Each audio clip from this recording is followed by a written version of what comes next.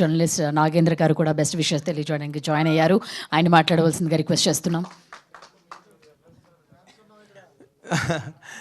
ఇది ఇలాంటి సినిమాలకు వచ్చి మాట్లాడేటప్పుడు చిన్న ఆట విడుపు మన జర్నలిస్టులందరికీ. ఎందుకంటే అబద్ధాలు చెప్పక్కర్లేదు, తెచ్చిపెట్టుకుని మాట్లాడక్కర్లేదు.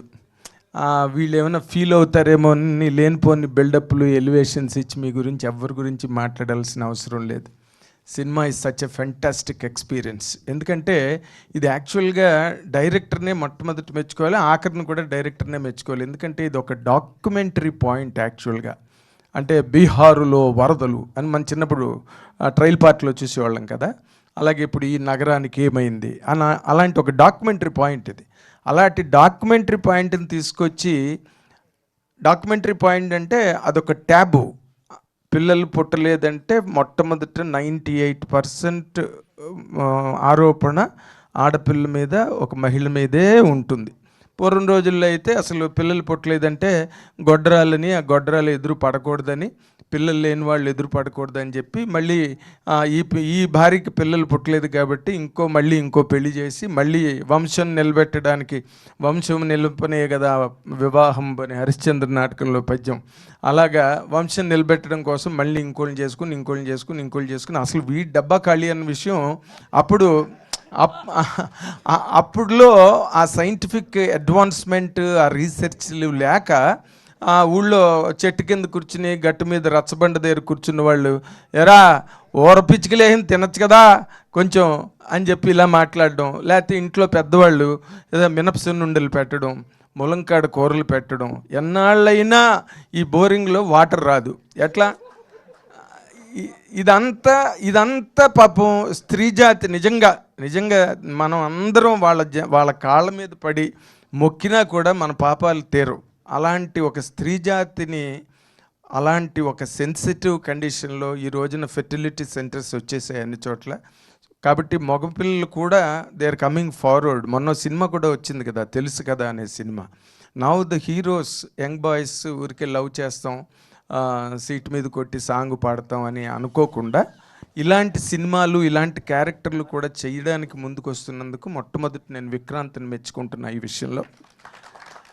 అండ్ ఇటువంటి ఒక ట్యాబు ఓరియంటెడ్ కంటెంట్ని, ఎందుకంటే ఇందాక మా ప్రభు అన్నయ్య చెప్పినట్టుగా ఈ సినిమా తర్వాత ఆ అమ్మాయి మీద, మా చాందిని చౌదరి మా విశాఖ అమ్మాయి, దాని మీద, ఆ అమ్మాయి మీద రకరకాల మీమ్స్ చేయొచ్చు, ఇంకోటి చేయొచ్చు. బట్ ఫీర్ అన్నది లేకుండా, ఎక్కడ భయపడకుండా ఈ క్యారెక్టర్ను రిసీవ్ చేసుకుని యాక్సెప్ట్ చేసినందుకు నిజంగా you have given lot of courage.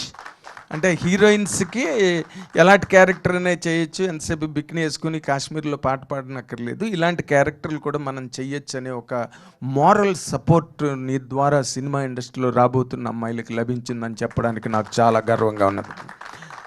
And director point of వ్యూలో నేను చెప్పాలంటే, డైరెక్టరు చాలా సెన్సిటివ్ పాయింట్ని చాలా సెన్సిబుల్గా హ్యాండిల్ చేసి దాన్ని ఎంటర్టైన్మెంట్ వేలో, ఇందాకలా నేను గడిగడికి మా ప్రభు అనే పేరు చెప్పాల్సి వస్తుంది. ఎందుకంటే entertainment is the most dangerous angle of all నవరసాస్. దాన్ని పైగా ఇలాంటి ఒక దిక్కుమల్లి పాయింట్కి లింక్ పెట్టి దాన్ని, ఆ ఎంటర్టైన్మెంట్ని పండించడం కోసం తను చేసిన ప్రాయోపవేశం కానీ, పరకాయ ప్రవేశం కానీ 100% అండ్ చాలా హై ర్యాంక్ ఎప్రిసియేషన్ అవసరం. ఇక్కడ మనం చక్కగా ఇంతసేపు ఇంకో గంట మాట్లాడమన్నా నేను మాట్లాడింది ఏంటంటే మెచ్చుకోవడం తప్పితే ఇందులో ఇంకేం లేదు. ఏదో Q&A అంటున్నారు, Q&A ఏమడుగుతాం, వాళ్ళు అన్నీ చేసి పెట్టి మనకు అప్పచెప్పేశారు. ఈ రోజున ఇది 3.53 crores అంటే ఇంకా క్వశ్చన్స్ ఏం అడగాలి నాకైతే అర్థం కాలేదు. మధురాజ్ శ్రీధర్ గారు సినిమా తీసినప్పుడే మధురంగా ఉంటారు, తర్వాత అంతా చేదుగానే ఉంటాడు. కాబట్టి ఆయన ఎప్పుడూ మధురంగా ఉండాలంటే రెగ్యులర్గా సినిమాలు తీయాలి. ఆయన మంచి టేస్ట్. రెడ్డి గారు అసలు తెలుగు దొల్లగొడేస్తున్నాడు అసలు. మంచి అంటే ఈ మధ్య అంటే తెలుగు మాట్లాడండి ప్రెస్లో కూడా మాట్లాడుతుంటారు, కానీ ఆయన హ్యాపీగా మంచి ఇంగ్లీష్ మాట్లాడగలిగి మంచి తెలుగు మాట్లాడడం గొప్ప విషయం. అందుకే ఈ తెలుగుదనం ఉట్టిపడే కథ పాయింట్ కాకపోయినా హాలీవుడ్లో ఇలాంటి పాయింట్లు, ఇలాంటి సినిమాలు చాలా వచ్చినాయి. ఇప్పుడు ఈ రోజున మన గర్ల్ ఫ్రెండ్ కూడా అలాంటిదే. ఆడపిల్లలు పడుతున్న బాధలు, ఈ సమాజంలో కుటుంబంలో ఎదుర్కొంటున్న విపత్తులు, వాటన్నిటికీ ఇదొక మంచి సమాధానం మేలైన జవాబు, తిరుగులేని సవాలు అని చెప్పడానికి ఏమాత్రం సందేహించక్కలేదు. అంచేత అందరినీ, మ్యూజిక్ చేసిన అర్సాడా, ఆ పాటలు ఎంత బాగా చేశారో మీరు. I really appreciate you for that.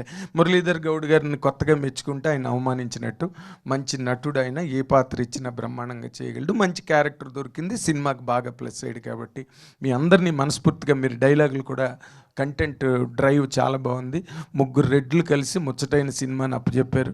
Director Reddy గారు, ప్రొడ్యూసర్లు రెడ్లు. అంచేత రెడ్డి రాజుల ఔదార్యం అంతా ఈ సినిమా కళ ద్వారా చూపించినందుకు మా మీడియా అందరి తరఫున వాళ్ళకి అదే హీరోయిన్ చౌదరి, బట్ డైరెక్టర్, ఇద్దరు ప్రొడ్యూసర్లు రెడ్డి రాజులే కదా. అంచేత ఆ రెడ్డి రాజులకి నేను హృదయపూర్వకంగా నేను అభినందనలు, శుభాకాంక్షలు రెండు తెలియజేస్తున్నాను. Thank you very much. Thank you Nagendra.